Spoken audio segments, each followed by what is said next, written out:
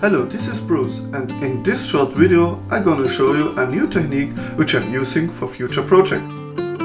It is called ink and wash. In this project my materials are Faber-Castell 0.1 ink pen, the Arteza water brush pen, and a stripped sketchbook sheet. I stepped back from this for months since my watercolor projects went horrible. Here you have an example.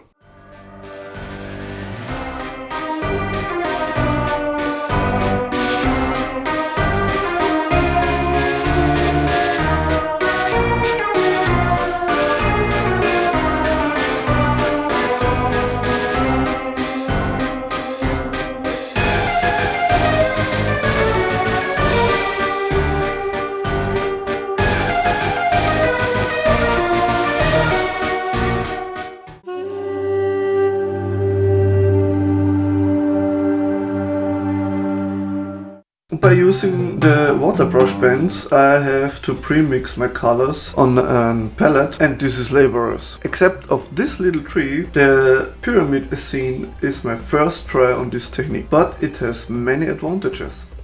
First, speed. This artwork just needs about 15 to 20 minutes. Second, watercolors force me to think in color palettes. Third, watercolors are better for color studies and mood. Fourth, because of the higher speed, I could do even more videos. Fifth, more fun to work on pieces than with color pencils, since I don't have to grind down 1 square centimeter for hours. And sixth, I love the mood. The idea of ink and wash is that the line art is working together with the colors. This means both ink and watercolors have to be balanced. In that way, none of them seems obsolete. That's the challenge of this technique. The line art is communicating the composition, core and cast shadows, where the colors are necessary for the mood and the subconscious information about the piece. I like the suggested realism which is caused by the desaturations of the watercolors. I've already ordered good watercolors which should arrive on Monday. The piece was actually a short scribble which I've done while I was thinking about the future projects. The limitation of the color palette is based on the scene itself and helped me a lot to get into.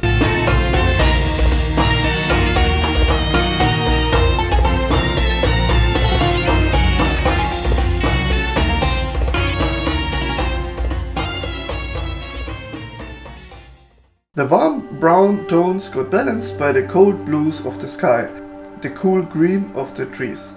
Therefore I used the greens even on the very small trees.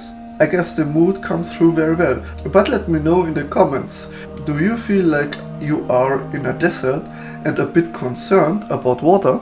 The usual steps to create such an ink and wash piece is creating a graphite pencil sketch, the inking of the graphite pencil sketch, erase the graphite, and then start with all the base colors. You actually go through the whole piece with one dominant color. In this piece obviously we have the light brown, which represents the sand and the whole desert itself, but usually you go with one color. Some ink and wash pieces are just using one color in one saturation.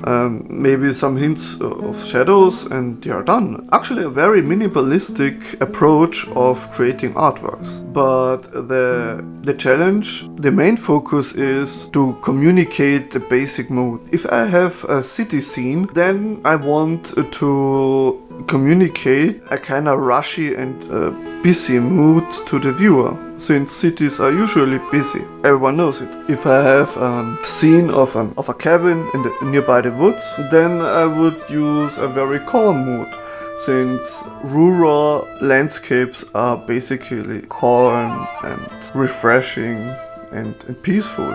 This means ink and wash basically builds up from the targeted mood to step by step to the actual colors of the objects. So if I have a red car and I want to have a calm, cool mood, I would use blue, very low saturated blue at first, and then build up slightly to the red of the car, but usually, except of the highlights, I won't even reach the true color. So ink and wash really doesn't work like like I want to do a super accurate, realistic copy from an object, less than I want to have the mood in which the object is embedded. And that's something I really love about this, since you are really connecting with the viewer by the mood and the emotion and the feelings. And this technique is actually a minimalistic way to achieve this. This is my understanding.